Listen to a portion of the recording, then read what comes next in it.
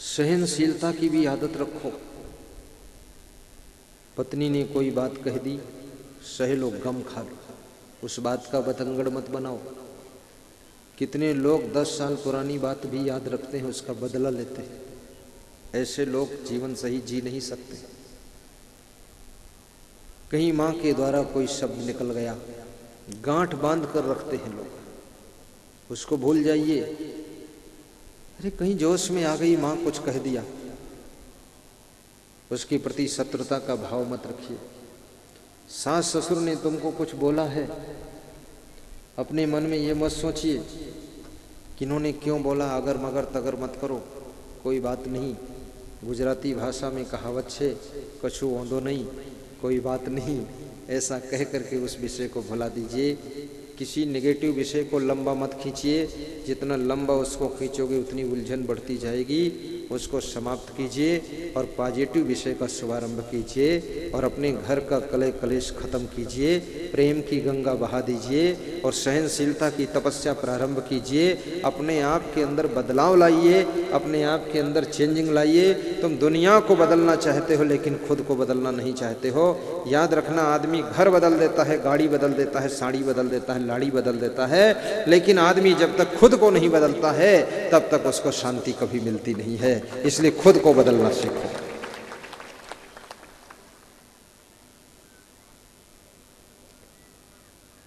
कभी कभी समय निकाल करके एकांत में 10 मिनट बैठा करो, कमरे में दरवाजा बंद कर दो, अकेले बैठो, आंखें बंद करके ध्यान में बैठो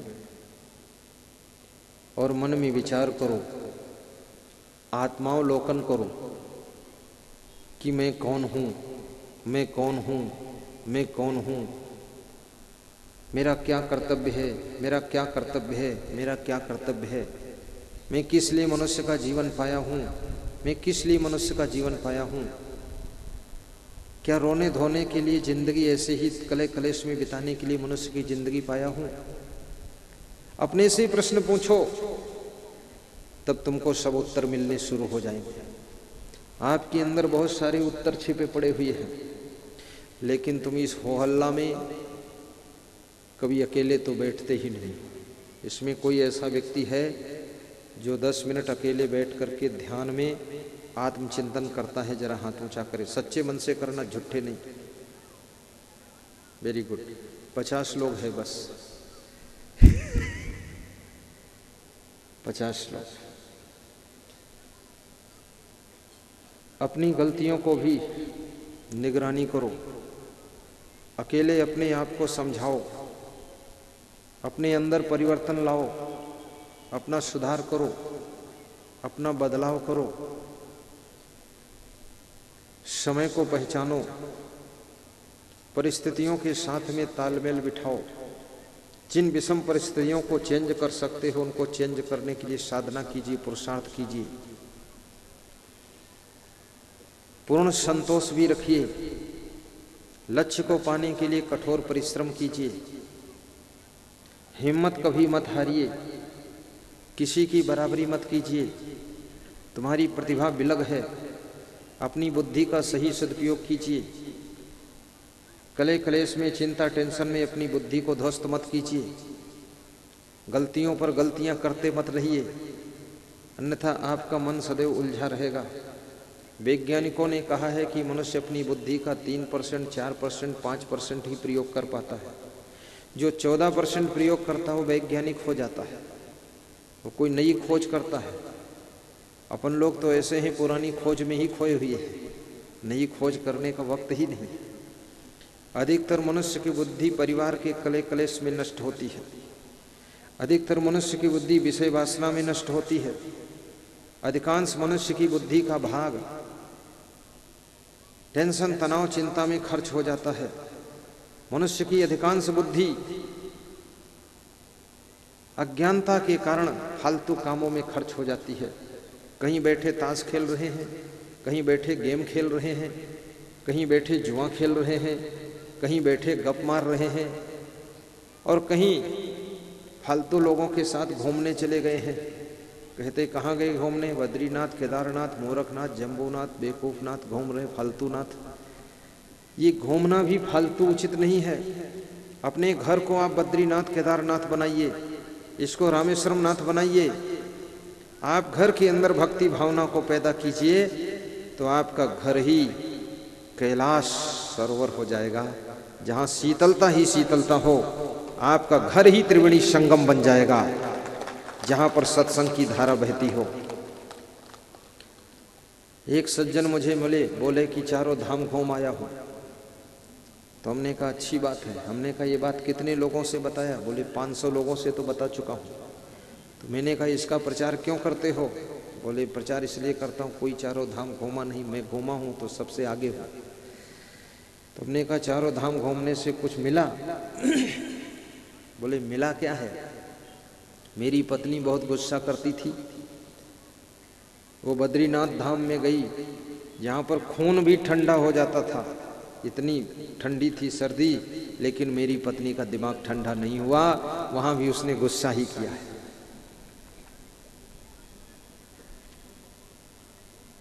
हिमालय की बर्फ भी तुम्हारे दिमाग को ठंडा नहीं कर सकती। हड्डी ठंडी हो जाएगी, शरीर ठंडा हो जाएगा, खून जम जाएगा, लेकिन दिमाग ठंडा नहीं होगा।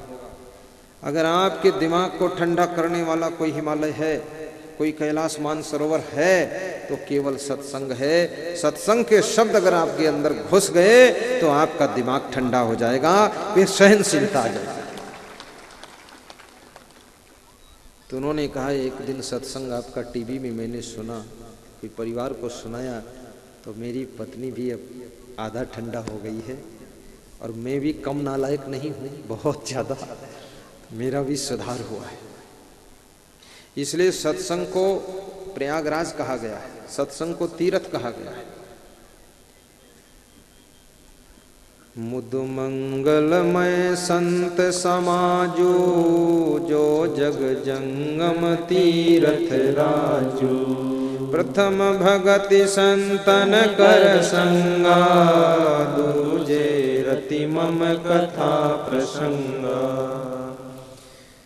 सुनि समझहि जन मुदित मन, मज्जहि अति अनुराग। लहहि चार फल अछत तनु, साधु समाज प्रयाग। महात्मा विदुर से महाराजा धीराज धृतराष्ट्र पूछ रहे हैं। एक प्रश्न है नीति शास्त्र का। क्या पूछ रहे हैं कि यदि किसी के पास में समय ना हो और शरीर में क्षमता भी ना हो और जेब में पैसे भी ना हो और तीर्थ में जाने का मन भी ना हो, लेकिन तीर्थ स्नान का फल पाने की इच्छा हो, तो क्या कोई शॉर्टकट उपाय है? विदुर जी से पूछा गया। तो विदुर मुस्कुरा देते हैं और विदुर कहते हैं,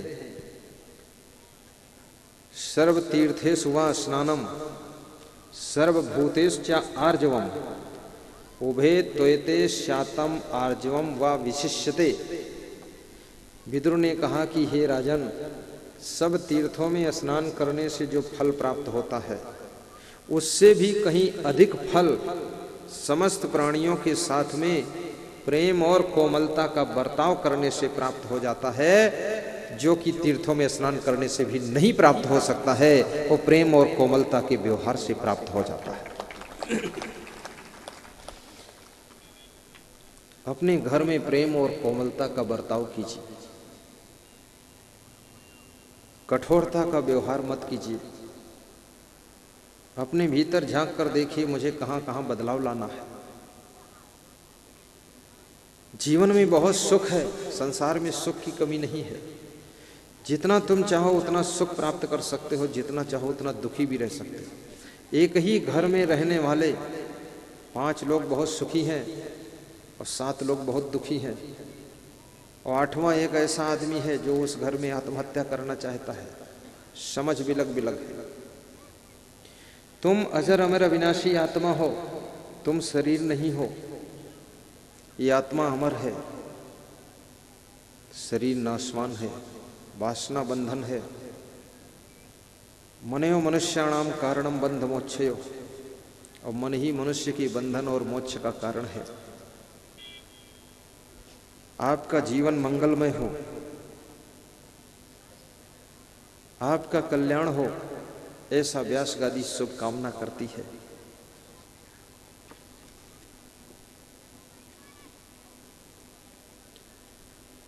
और कबीर साहब का एक भजन याद करो और गुनगुनाते रहो। अब तुम कहोगे वो भजन कौन सा है, मैं अभी बताता हूं। घर ही में तीरथ बनैबे, सासू को गौरा ससुर महादेवा, और स्वामी को ईश्वर बनैबे, मंदिर हम काहे को जैबे।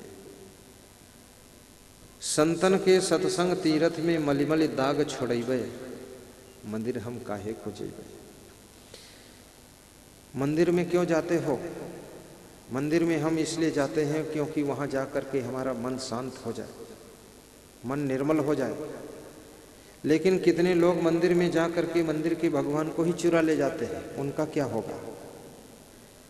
अखबारों में मैं कभी कभी देखा हूं, मैं अखबार जब साल में 2-4 बार पढ़ता हूं, तो कभी इस पर नजर पड़ी तो लिखा है मंदिर के भगवान की मूर्ति चोरी हो गई। तो मुझे बड़ी हंसी आई कि भारत देश का भगवान भी चोरी में जाता है। अब भगवान की ही चोरी हो गई तो इंसान को कौन बचाएगा? और हमारा भगवान कितना सीधा है, वो चोरों के साथ भी चला जाता है। नहीं तो चोर के मारो गदा यार खींच के, लेकिन नहीं, चोर पर भी समदर्शी है भगवान। चलो ले चलो, तुम्हारा ही काम हो जाए कुछ। अष्ट धातु की मूर्ति निकाल ले गए चोर, और वहां कोई एक धातु की मूर्ति रख दिया है। अब ये मूर्ति का ट्रांसफर हुआ, पता चला नहीं, 20 साल बाद पता चला है। इसका मतलब पुजारी का भी हाथ है उसमें साथ में। और पुजारी रोज आरती करता भगवान की है कि भागवत भगवान की आरती, और पापियों को पाप से है तारती, और हमको नहीं है मारती। कितना खिलाड़ी है वो।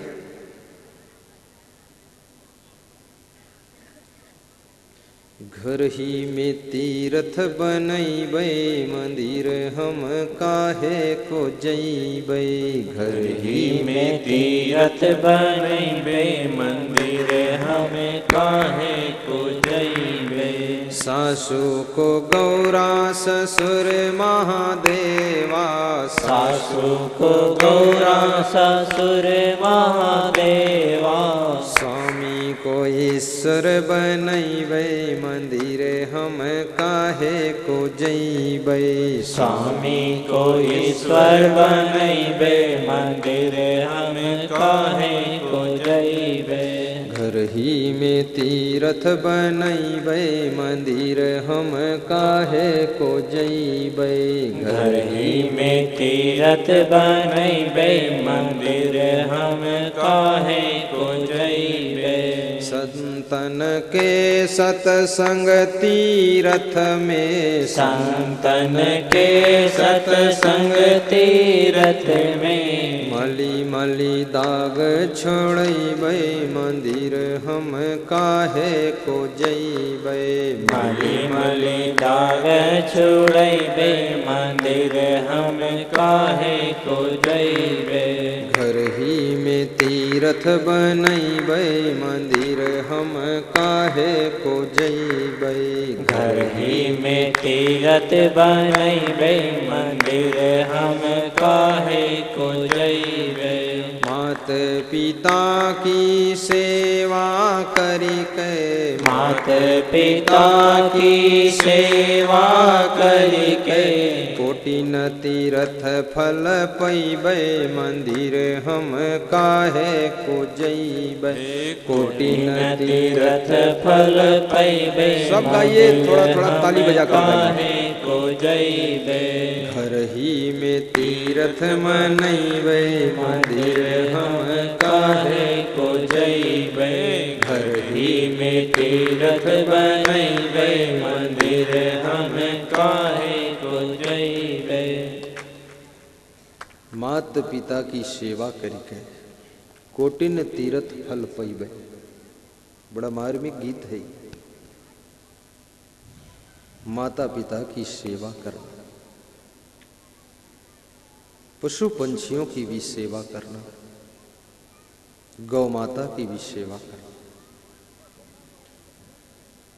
4 माता होती है, एक तो धरती माता, दूसरी गौ माता, और तीसरे कौन? जननी माता, और चौथे भारत माता। ये 4 माता है। ये पहला देश है भारत देश, जिस देशवासियों ने अपने देश को माता माना है। बाकी देशवासियों ने तो अपने देश को पिता भी नहीं माना है। हमारे देशवासियों की अपने देश के प्रति कितनी निष्ठा है, कितना प्रेम है। भारत माता। मैंने सुना है जब स्वामी विवेकानंद अमेरिका जा रहे थे तो भारत देश से जिस दिन उनको जहाज में बैठना था, समुद्री यात्रा थी, तो जहाज में बैठने के लिए समुद्र किनारे खड़े हुए तो विवेकानंद भारत की मिट्टी को उठाकर मस्तक में तिलक लगाते हैं और भारत देश की तरफ मुड़कर हाथ जोड़कर कहते हैं, हे भारत माता, इस सन्यासी को बहुत जल्दी वापस विदेश से बुला लेना। ये तेरा बालक दुनिया में किसी भी देश में रहेगा लेकिन तेरे गौरव को ही ऊंचा करेगा, तेरा नाम ऊंचा करेगा, तेरा ही गुणगान करेगा। ये तेरा ही होकर रहेगा, ये किसी दूसरे का नहीं होगा। और हमेशा के लिए मुझे वहाँ मत भेजना, कुछ दिनों के लिए जाऊं और फिर तेरे गोद में आकर के तेरा तिलक लगाऊं। मेरी भारत माता धन्य है जिस धरती पर मेरा जन्म हुआ है। ऐसा भारत माता के गौरव को ऊंचा करना। आपके द्वारा कोई ऐसा कर्म ना हो, कोई ऐसा कार्य ना हो जिससे कि भारत माता का सिर नीचा हो। आज पूरा विश्व एक दूसरे देश से जुड़ा हुआ है। तुम यहाँ कुछ भी करते हो, पूरे विश्व में खबरें पहुंच रही हैं, चैनलों के माध्यम से, पेपरों के माध्यम से, रेडियो के माध्यम से आपकी हर खबर हर देश में पहुंच जाती है। भारत माता का गौरव ऊंचा हो, भारत माता का सम्मान ऊंचा हो। अगर नेता बनो तो ऐसे बनो श्रीमती प्रियंका जी गोस्वामी जैसे, भारत की संस्कृति को कायम रखो। भगवान श्री कृष्ण से अर्जुन ने पूछा है कि दुनिया में जितने यज्ञ हैं उन यज्ञों में श्रेष्ठ यज्ञ, महान यज्ञ कौन सा है? कृष्ण कहते हैं, अर्जुन, श्रेयान द्रव्यम यात यज्ञात ज्ञान यज्ञ परम तप सर्वम कर्मा अखिलम पार्थ ज्ञाने परिसमाप्यते तत्विधि प्रणिपातेन परिप्रश्नेन सेवया उपदेक्ष्यन्ते ज्ञानम ज्ञानिनः तत्त्वदर्शिनः श्रद्धवा लभते ज्ञानम तत्परः संयतेन्द्रियः ज्ञानम लब्ध्वा पराम शांतिम अचिरेण अधिगच्छति। कृष्ण कहते हैं कि अर्जुन, समस्त द्रव्य में यज्ञों में ज्ञान यज्ञ श्रेष्ठ यज्ञ होता है, जिसमें कुंडी नहीं खोदे जाते हैं वो कुंडी यज्ञ नहीं होता, मुंडी यज्ञ होता है। और ज्ञान यज्ञ में समस्त यावन मात्र कर्म समाप्त हो जाते हैं, जीव कर्म के बंधनों से छुटकारा पा जाता है और जीव का मोक्ष हो जाता है। इसलिए ज्ञान यज्ञ श्रेष्ठ होता है। और ये किसी महान संत के मुखारबिंद के द्वारा जब प्रवचन की गंगा बहती है तो ज्ञान यज्ञ सफल होता है और उसमें बैठने वाले सब कृतार्थ हो जाते हैं। यहाँ जो चल रहा है ये ज्ञान यज्ञ चल रहा है। इसलिए आपको यहाँ कोई कुंड खुदा नहीं दिख रहा है, कहीं धुआं नहीं। ओम नामता गणपति गंगवा, हरे नामता महे प्रिय नामता स्वाहा, ऐसा कुछ नहीं। लेकिन यहाँ स्वाहा हो रहा है, आपको पता है? नहीं है, मेरे को पता है, मैं बता देता हूँ। ओम नामता गणपति गंगवा, हरे नामता मही प्रिय, नामता गोपाल नामने बीड़ी सिगरेट स्वाहा, हरिचरण नामने गांजा चर स्वाहा। यहां सब बुराइयां स्वाहा हो रही है, अवगुणों की आहुत दी जा रही है। आपका घर तीर्थ बने, आपका जीवन मंगल रूप हो, आपका घर मंगल भवन हो, आपकी जीवन यात्रा मंगल यात्रा हो, आपके जीवन में कभी अमंगल ना हो, इसके लिए खूब भक्ति करना, धर्म की राह पर चलना, बड़े बुजुर्गों का सम्मान करना, कोई तुम्हारा अपमान कर ले उसको सह लेना, अभिमान को पूरा निकाल कर बाहर कर देना, उदारता पूर्वक समाज की सेवा करना, दिल खोल करके धर्म की रक्षा के लिए मेहनत करना। सत्संग समागम जैसे आज बड़वन की पावन धरा पर हो रहा है, ऐसे समागम का संकल्प अपने गांव के लिए भी लेना। आज कितने लोगों को ये अमृत वाणी सुन करके अपने जीवन को चेंज करने का अवसर और प्रेरणा प्राप्त हो रही है,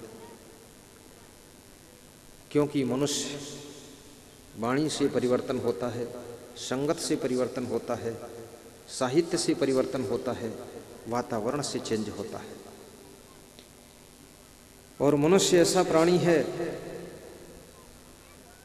सत्संग सुन करके अपने आप को इतना बदल सकता है जैसे रत्नाकर डाकू लूटपाट करता था, लेकिन सप्तऋषियों का सत्संग सुन करके, उनकी संगत को पा करके, उनके शब्द उनके कान में प्रवेश कर जाते हैं, तो रत्नाकर डाकू वाल्मीकि जैसा ब्रह्म ऋषि बन जाता है।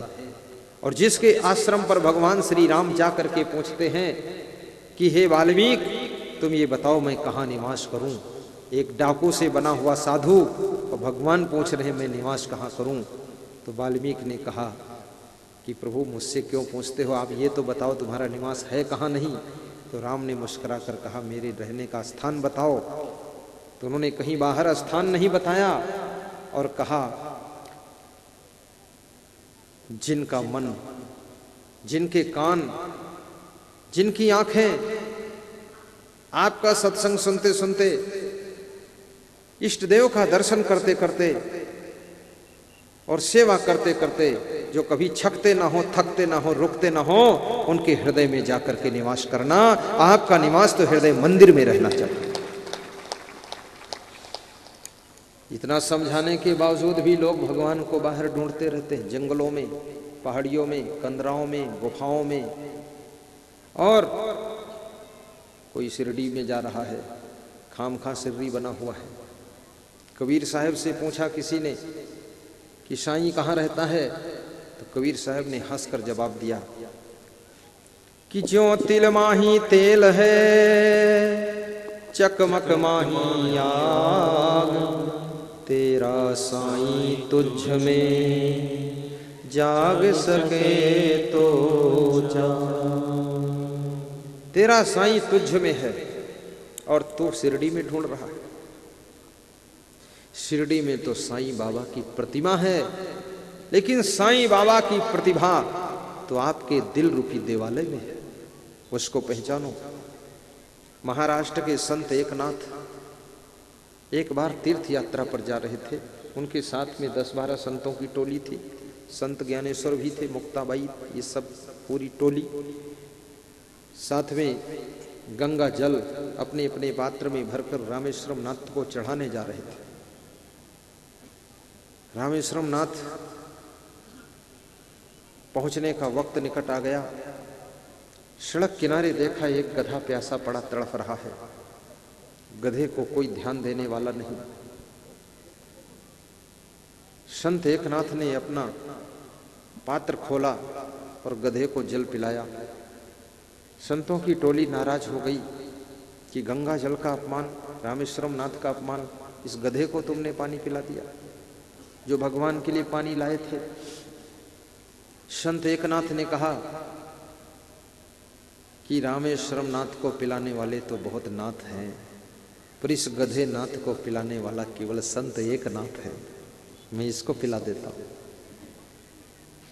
गधा पानी पीकर उठकर खड़ा हो गया। गधे का चेहरा प्रसन्न हो गया। हम में राम, तुम में राम, सब में राम। संत महात्मा नाराज हो गए। संतों को समझाते ही संत एकनाथ रामेश्वरम नाथ के मंदिर तक पहुंचते हैं और कहते हैं रामेश्वरम नाथ के लिए वहीं से जल भर लूंगा, और वहीं का जल भर करके रामेश्वरम नाथ की मूर्ति पर चढ़ाते हैं। उसी समय आकाशवाणी होती है कि संत एकनाथ, तुझ जैसा आत्मज्ञानी संत यहाँ जल चढ़ाने आया है, क्या तू मेरी हंसी कर रहा है? मैं तो तेरे को गधे के रूप में वहीं मिल गया था और तूने मेरे को जल, गंगा जल पिला दिया था। अब यहाँ फालतू क्यों आया है? और ये जो सब आए हैं इनके दिल में दया और प्रेम नहीं है, ये केवल मेरी मूर्ति पर जल चढ़ाएंगे, लेकिन मेरा रूप तो वहीं पर था। याद रखना, प्राणियों की सेवा में भी आपके इष्ट की सेवा है और घट घट में साईं है। ऐसा तुलसीदास ने भी कहा है, कबीर साहब ने भी कहा है, कृष्ण भगवान ने भी कहा है। ईश्वरा सर्वभूता नाम हृदय से अर्जुन तिष्ठति। अर्जुन पूछते हैं ईश्वर कहाँ रहता है प्रभु? कृष्ण कहते हैं ईश्वर समस्त प्राणियों के हृदय में निवास करता है। कबीर साहब कहते हैं कस्तूरी कुंडल बसे मृग ढूंढे बनमाही, ऐसे घट घट राम हैं दुनिया जाने नाही। राम तो घट घट में बैठा है, मठ में तो राम की मूर्ति है, घट में असली राम है। और हिंदू कहते हैं कण कण में राम है, और मुसलमान कहते हैं जर्रे जर्रे में खुदा है। ये बात सुनने में आता बहुत मजा है। क्या लोग कहते हैं और क्या लोग करते हैं। कण कण में राम है तो बकरा मुर्गा में क्या राम नहीं है? उसमें भी राम है, लेकिन उसको खाना है इसलिए उसमें राम नहीं है। जर्रे जर्रे में खुदा है तो क्या गाय भैंस में खुदा नहीं है? गाय भैंस क्या खुदा से जुदा है? उसमें तो बहुत बड़ा खुदा है। लेकिन जो मुसलमान कहते हैं जर्रे जर्रे में खुदा है और गाय और भैंस को काट कर खा जाते हैं। धिक्कार है उन लोगों को जो गाय का दूध भी पीते हैं, अंत में गाय को भी मारकर खा जाते हैं। धिक्कार है उनको जो भैंस का दूध पी करके भैंस से भी ज़्यादा तंदुरुस्त हो जाते हैं और फिर भैंस को भी खा जाते हैं। और कम से कम दूध पियो तो दूध देने वाले की रक्षा भी करो, ये तो कर्तव्य कहता है। मांस खाना मनुष्य के लिए जरूरी नहीं है, शाकाहारी बन करके रहो, क्योंकि दया धर्म को मूल है, पाप मूल अभिमान। तुलसी दया न छोड़िए जब लग घट में प्राण। और कबीर साहब भी दया के बारे में समझाते हैं कि जिसके दिल में दया का खजाना नहीं, जिसके दिल में दया का खजाना नहीं। अपने पिताजी के ऊपर भी दया करो, सास ससुर के ऊपर भी दया करो। मैं गुजरात में था, डिस्ट्रिक्ट बड़ोदरा, गांव का नाम नहीं लूँगा क्योंकि टीवी में सत्संग वो भी सुनते हैं, बदनामी भी हो जाती लोगों की। तो एक माँ को लेकर दो सगे भाई हाथ पकड़कर द्वार से घर के अंदर ले जा रहे थे, तो माँ उनको मुक्का से मार रही थी, दोनों बेटों को ऐसे मारती थी। अब मैं बैठा था, मैं देख रहा था, तो मैंने कहा जगदीश भाई, संजय भाई, ये कौन है जिसको लिए जा रहे हो? बोले मेरी माँ है। तुमने कहा तुमको मार रही है? बोले 20 साल से मार रही है, अभी थोड़े मार रही है। जिस दिन नहीं मारती उस दिन चिंता हो जाती कि माँ को ज्यादा बीमार है, आज मारा क्यों नहीं। ये जो मुक्का चलाती है इसका मतलब है ठीक है, स्वस्थ है, तभी तो चलाती है। तो मैंने कहा इसकी मार से तुम नाराज नहीं होते? बोले बिल्कुल नाराज नहीं होता। मैंने कहा क्यों? बोले दया आ जाती है माँ के ऊपर कि ये शरीर जिसको ये मार रही है, ये शरीर भी तो इसी के शरीर से बना है, ये शरीर मेरा नहीं है, इसी का है। ये अपने शरीर के टुकड़े को ही मार रही है, इसलिए हमको दया आती है कि ये शरीर भी इसी का है और इस शरीर से माँ के शरीर की सेवा कर दूं और माँ के शरीर की मार भी खा लूं तो ये माँ का ही तो सब कुछ है, क्या करना है। रतन का जतन कर। सदगुरु कबीर साहब कहते हैं